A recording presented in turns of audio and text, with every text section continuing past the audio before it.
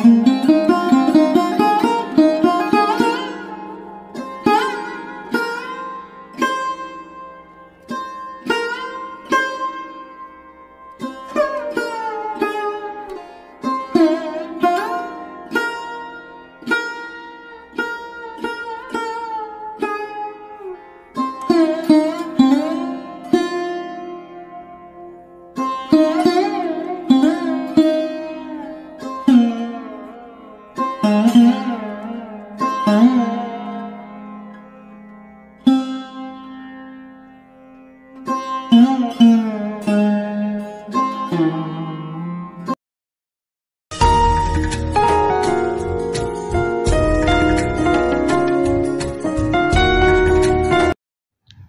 Morning friends, তোমরা সবাই কেমন আছো? আশা করি তোমরা সবাই খুবই ভালো আছো, আর আমিও খুবই ভালো আছি।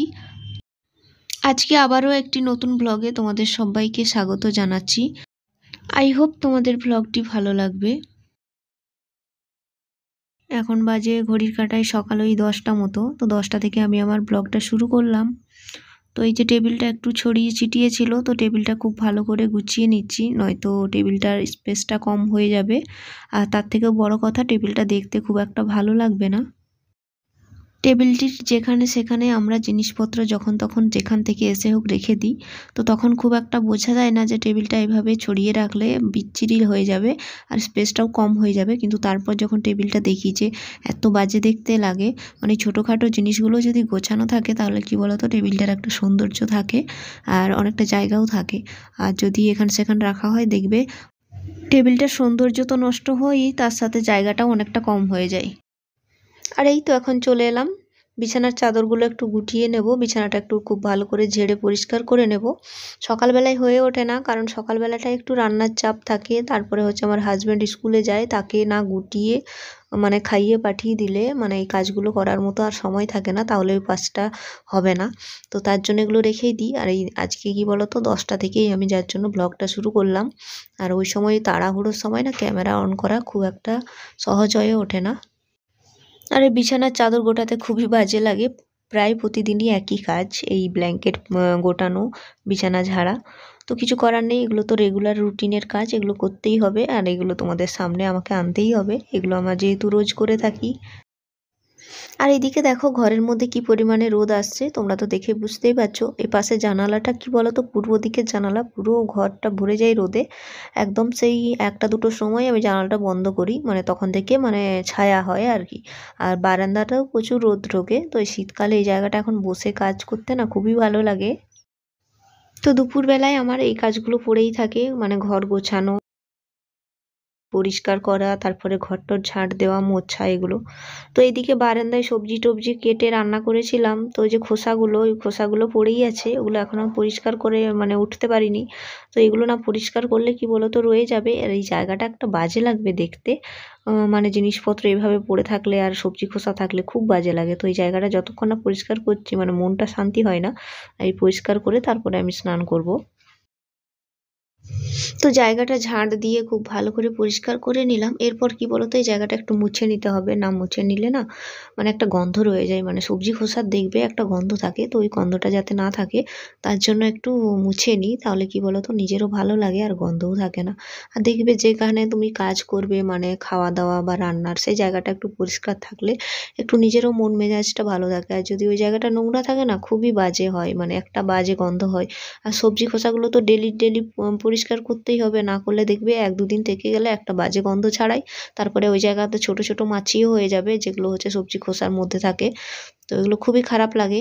আর এদিকে দেখো ঘরটাও পরিষ্কার করতে চলে এলাম, তো সেই ফাঁকে ওই জায়গাটা মুছে নিলাম। আর এদিকে হচ্ছে ঘরটা একটু খুব ভালো করে ঝাঁট দিয়ে নেব, কারণ হচ্ছে এখন না ঝাঁট দিলে আর সময় হবে না, স্নান করার পর না আর এইসব কাজ করতে খুব একটা ভালো লাগে না। তো বন্ধুরা, তোমরা যারা আমার ভিডিওটি এত দূর পর্যন্ত দেখেছো, তোমাদের যদি আমার ভিডিওর কোনো অংশ এতটুকুও ভালো লেগে যায়, তবে অবশ্যই আমার ভিডিওতে একটা লাইক করো। তো বন্ধুরা, তোমরা যারা আমার ভিডিওটি এত দূর পর্যন্ত দেখেছো, তোমাদের যদি আমার কোনো কাজ একটুও ভালো লেগে যায়, তবে অবশ্যই ভিডিওতে একটা লাইক দিও। আর যদি খুবই ভালো লাগে তাহলে অবশ্যই আমার চ্যানেলটি সাবস্ক্রাইব করে আমার পাশে থাকার চেষ্টা করো। আর যেসব বন্ধুরা আমার চ্যানেলটি সাবস্ক্রাইব করে আমার পাশে আছে, তাদেরকে তো জানাই আমি অসংখ্য ধন্যবাদ। আর এদিকে কয়েকটা শাড়ি কি বলো তো এলোমেলো হয়ে রয়েছিল, মানে পরেছিলাম কিন্তু খুব একটা ভালো করে ভাঁজ করে রাখা হয়েছিল না। তো ভাবলাম ওইগুলো খুব মানে ভালো করে ভাঁজ করে রেখে দিই, আর এইগুলো কি করব বলো তো, ড্রাই ওয়াশ করতে দিয়ে দেবো। নিজের হাতে কাচলে কি বলো তো শাড়িগুলোর সৌন্দর্যটা খুব একটা থাকে না, আর ড্রাই ওয়াশ করতে দিলে শাড়িটা পুরো নতুনের মতো হয়ে যায়। তার জন্য খুব ভালো করে ভাঁজ করে নিচ্ছি। আর ভাঁজটাও আমার খুব একটা ভালো ছিল না, তো শাড়িগুলো এভাবে নষ্ট হয়ে যাবে। আর কোনো কিছু যদি গোছানো না থাকে না, স্পেসটাও অনেকটা নিয়ে নেয়, মানে ব্যাগে থাকলেও ভালো লাগে না খুব একটা। তো ব্যাগে এইভাবে আমি গুটিয়ে সেগুলোকে আমি রেখে দেবো, তারপরে যখন আমার সময় হবে তখন আমি ওগুলোকে দোকানে গিয়ে দিয়ে আসবো। আর এইসব শাড়ি কি বলো তো নিজে না কাচাই ভালো, কারণ একবার কাচলে 2-3 বার পরার পর আবার একবার ড্রাই ওয়াশ করতে দেওয়া হয়। তো এই দেখছো শাড়িগুলো ভালোই আছে, খুব একটা মানে খারাপ নেই, তো এগুলো কেচে নেওয়ার মতো খুব একটা হয়নি। তো ভাবলাম আরও 2-3 বার পরবো, তারপরে কি করব, এগুলোকে ড্রাই ওয়াশ করতে দেবো। কারণ এখনও নোংরা মনে হয়নি, কারণ 1-2 বার পরা হয়েছে, খুব বেশিবার পরা হয়নি।